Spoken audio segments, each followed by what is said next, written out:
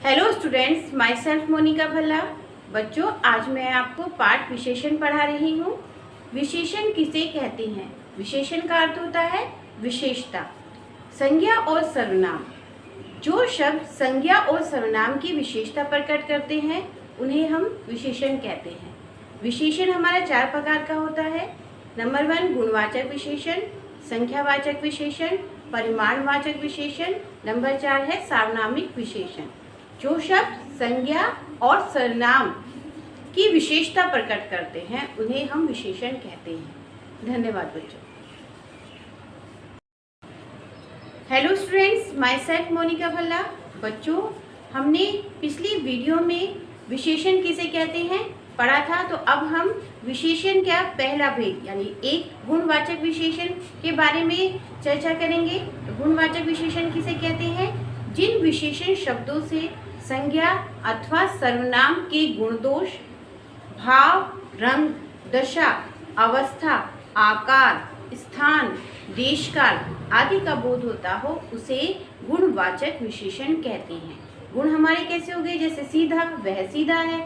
भाव हमारा हो गया, वह वीर व्यक्ति है। रंग, उसका रंग गोरा है। दशा, जैसे वह कमजोर है। आकार, वह बड़ा है। स्थान यानी शहरी है। तो इस तरह से करके हमारा गुणवाचक विशेषण होता है। धन्यवाद बच्चों। अब हम संख्यावाचक विशेषण का वर्णन करेंगे।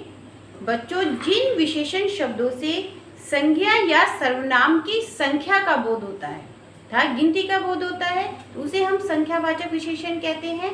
इसके भी 2 भेद हैं, निश्चित और अनिश्चित। तो निश्चित में हमारा आता है जिसमें हमें संख्या का बोध होता है। जैसे 4 कुर्सियां रखी हैं, तो कितनी कुर्सियां हो गई? 4। अनिश्चित, कुछ बच्चे मैदान में खेल रहे हैं, तो कितने बच्चे?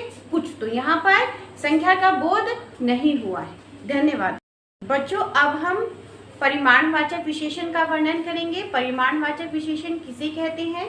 परिमाणवाचक विशेषण जिन शब्दों से किसी वस्तु की मात्रा, उसकी माप अथवा तोल का बोध होता हो उन्हें हम परिमाणवाचक विशेषण कहते हैं अर्थात माप, तोल।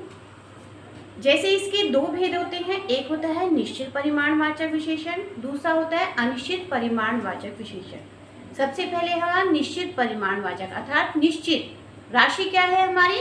निश्चित। जैसे 2 किलो चीनी दे दीजिए, तो हमारी कितनी चीनी देनी है हमें? 2 किलो। तो मुझे 2 लीटर दूध दे दो, तो हमें कितना दूध देना है? 2 लीटर। तो हमारा परिमाणवाचक विशेषण का दूसरा भेद है अनिश्चित परिमाणवाचक, जिसमें हमारी राशि निश्चित नहीं होती। जैसे कुछ किलो दाल रखी है था, तो कुछ। बच्चों, अब हम सार्वनामिक विशेषण पढ़ेंगे। तो सार्वनामिक विशेषण किसे कहते हैं? जो सर्वनाम शब्द संज्ञाओं से पहले प्रयोग किए जाने पर विशेषण का कार्य करते हैं, तो उन्हें हम सार्वनामिक विशेषण कहते हैं।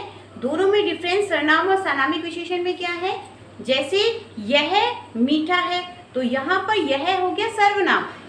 अगर हम संज्ञा शब्द लगाएंगे, जैसे यह आम मीठा है, तो यह आम संज्ञा शब्द है, तो यहाँ पर यह सार्वनामिक विशेषण हुआ।